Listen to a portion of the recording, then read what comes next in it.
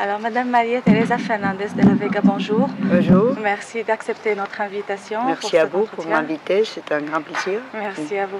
Alors, vous êtes présidente et fondatrice de la fondation Mujeres por Africa. Oui, oui. Femmes pour l'Afrique. Vous pouvez nous en parler un peu, s'il vous plaît, de la fondation? Mais parler de la fondation Femmes pour l'Afrique, c'est parler des femmes et parler de l'Afrique. Parler des femmes, mais on va parler des femmes, parce que les femmes sont l'espoir dans un monde globalisé, dans un monde, on peut dire, d'incertitude, dans un monde d'inégalité. C'est ça le grand espoir. Nous vivons à une époque où les femmes, malgré toutes les difficultés auxquelles elles doivent faire face, prennent l'initiative et luttent pour leur statut de citoyenne, de citoyenneté, pour s'intégrer en conditions d'égalité dans tous les domaines de la vie publique et sociaux.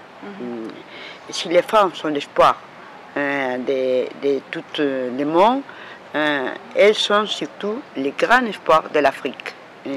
Elles sont les moteurs du continent.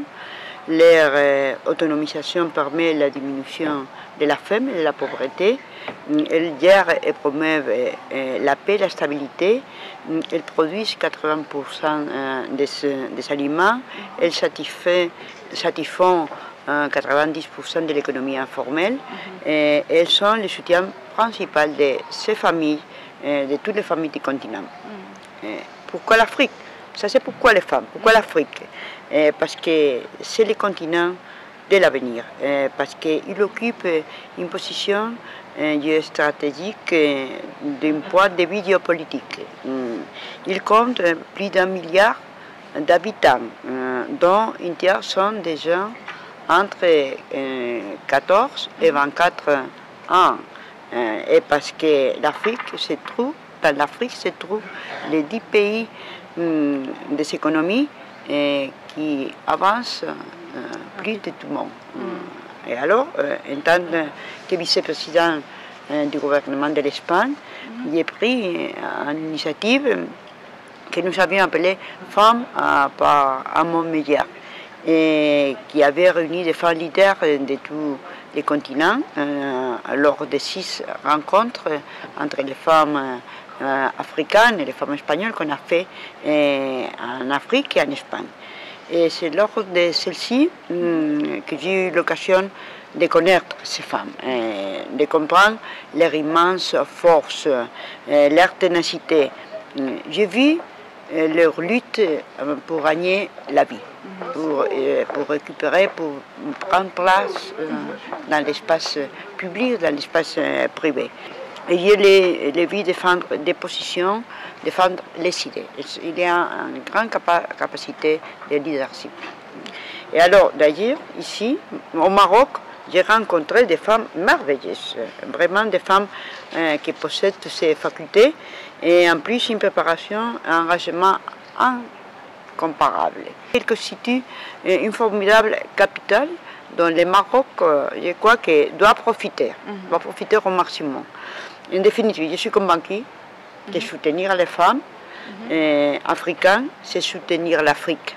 Et alors, lorsque j'ai quitté le gouvernement, j'ai voulu poursuivre ces tâches. Et alors, c'est ainsi qu'est née la Fondation Femmes pour l'Afrique. Nous ne sommes pas résignés, les femmes, à attendre un siècle, que c'est ce que disent toutes les organisations internationales, pour arriver à l'égalité. Il faut travailler, il faut faire des choses. Et en tout cas, depuis 6 ans, presque 6 ans, parce que ça sera le prochain mois de février, et nous avons mis en œuvre 30 projets dans 128 de pays, dans tous les domaines, en travaillant dans les domaines de la politique et la gouvernance, dans les domaines de l'éducation, de la recherche, de la science, dans les domaines de la santé publique, les domaines aussi le développement économique et social, dans tous les domaines. On travaille dans tous les domaines et on a constaté que ça c'est le bilan plus important. Que le moment que l'investissement aux femmes est toujours rentable. Est toujours rentable et produit des bénéfices, pas seulement pour les femmes, pour toute la communauté, pour sa famille et pour toute la communauté. Et alors, c'est pour ça qu'il faut travailler avec les femmes. Et ça, c'est le meilleur bilan. Les sociétés, les communautés, en général, et surtout dans les domaines qui viennent de parler, à la politique, à l'économie, ça s'améliore beaucoup. Et en ce qui concerne les perspectives, on prévoit élargir notre projet dans tous les pays, dans tous les domaines, et comprendre d'autres femmes, et même des nouveaux secteurs comme secteurs innovateurs comme l'entrepreneuriat, technologie ou la pêche. Ce sont des domaines très, très importants aussi. Et nous avons la perspective aussi de continuer à promouvoir le leadership avec des solutions pour faire face aux nouveaux défis. Aux nouveaux défis de la globalisation, aux nouveaux défis en incorporant toujours les approches innovatrices. Parce qu'il faut intégrer l'innovation, projet d'innovation et de créativité. Parce que je crois que les femmes, ils sont très très bons dans le secteur de l'innovation et de la créativité. C'est pour ça qu'on doit explorer et faire des projets dans ce domaine. En tout cas, une de notre grandes perspectives à court terme, c'est d'ouvrir les premières sièges de la Fondation à l'Afrique. La Fondation travaille en étroite collaboration avec des partenaires africains dans tous les pays. Dans tous les pays où nous avons des présences et nous développons des projets. On travaille avec des institutions publiques et privées, d'entités académiques, des organisations de la société civile, partout. Et au Maroc, on travaille depuis le début d'une façon très approche. C'est trois raisons. Notre lien, j'ai Maroc, beaucoup, c'est mon pays, et surtout parce que le Maroc c'est un grand pays stabilisé et il y a un grand engagement vers l'Afrique. Et c'est dans ce cadre qu'on parle de les phares de Nador, parce que ce va être le nom qu'on va les donner. C'est un projet qui suppose, à mon avis, une sorte qualitative dans notre histoire et notre trajectoire. Il sera la première siège dans les territoires africains. C'est pour ça qu'on a choisi le Maroc et le Nador. Le Maroc, je viens de le dire, mais en plus parce que c'est la porte de l'Afrique aussi, c'est l'entrée, et c'est la porte. Et notamment, il est appelé aussi à jouer un rôle fondamental dans le développement du continent. Le Maroc, précisément, ça va jouer ce rôle. Et c'est dans ce cadre dans lequel on peut parler des nouveaux partenaires, des partenaires que je viens de faire en travaillant avec plusieurs institutions marocaines. On travaille dans tous les niveaux. On travaille avec les universités, du point de vue de l'espace académique. On a signé déjà des accords avec la conférence de la CPU, la conférence des présidents de l'université. On a eu déjà un accord avec presque toutes les universités. Que pour nous, le monde académique et le monde de la créativité, de la connaissance, c'est très important pour avancer. Mais on travaille aussi avec, dans l'espace public, on travaille avec certains ministères.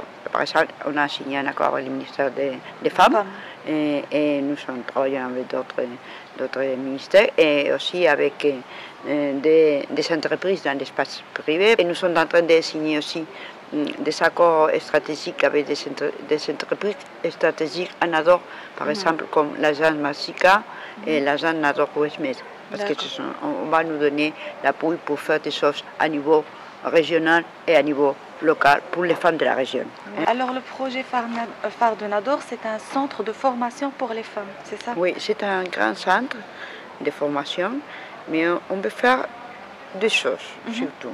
Nous aspirons à faire des centres femmes de Nador, femmes pour l'Afrique à Nador, en arts de connaissances, de formation, de culture et de création d'opportunités qui répondent aux besoins locaux et qui soient utiles pour les femmes et la société de Nador, pour commencer, et de la région orientale.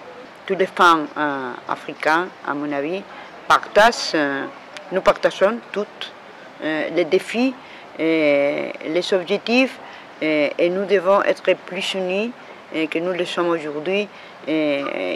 Et on va le faire, le phare de Nador. Le phare de Nador veut dynamiser ces liens de toutes les femmes africaines, les femmes du Nord, les femmes du Sud.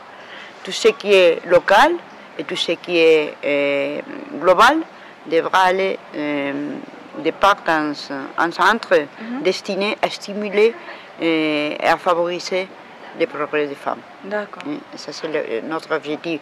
Dans cette optique, je veux dire que les centres ouvrira en faveur en faveur de la femme, de la formation en général, de la formation pour l'emploi des femmes de Nador, de sa région, ainsi que pour soutenir l'entrepreneuriat et les projets commerciaux qui en découlent. Mais en même temps, c'est ce qui est plus important, on veut transformer les phares de Nador dans un centre néuralgique de la pensée, des débats, de l'innovation sur le sujet de la globalisation concernant les femmes. C'est-à-dire, il s'agira, ça va être le premier think tank de la pensée féminine. C'est le regard des femmes, c'est la pensée des femmes qu'on va proposer des solutions à tout ce que nous posent les grands défis de la globalisation. Parce qu'il faut écouter, entendre les voix des femmes. Parce que nous avons une vision, à mon avis, tout à fait différente qu'il faut compléter pour réaliser un monde de paix, un monde de stabilité, un monde inclusif. Oui, d'accord. Les phares de Nador, je veux que vous attendez les noms. C'est les phares de Nador, c'est la lumière va faire rayonner la lumière des femmes marocaines et des femmes africaines. Et pourquoi on a choisi Nador aussi? Parce que je crois que la région, je viens de le dire, mais je vais insister un peu, parce que la région de Nador se situe aussi dans un point de la Méditerranée, qui à mon avis symbolise les liens avec les riches cultures, l'histoire et le monde, des rapports de tout genre, disons comme la Méditerranée, et qui représentent mieux, je crois, l'opportunité et les défis de notre monde globalisé. Parce que nous souhaitons contribuer de la meilleure manière que nous savons le faire, que c'est en soutenant, en transmettant les connaissances des ressources des femmes. Parce que je crois que c'est la richesse plus grande. Nous avons aussi, bien entendu, tenu compte des rapports spéciaux que l'Espagne entretient avec ces régions. Parce que c'est vrai, nous avons une histoire, même les bâtiments où se va loger les centres, c'est l'ancien lycée espagnol, Lopez de Vega, qui va accueillir les centres, les phares de Nador. Et il va ouvrir en courant 2018? J'espère pouvoir ouvrir à la fin. À la fin 2018. À la fin, parce que c'est un aménagement très difficile. Ce sont 4000 mètres. C'est un grand centre, ce sont 24 salles. Et c'est un bâtiment qu'il y a depuis 50 ans. Il faut faire beaucoup de choses. On va digitaliser les centres. Ça va être un centre très modernisé.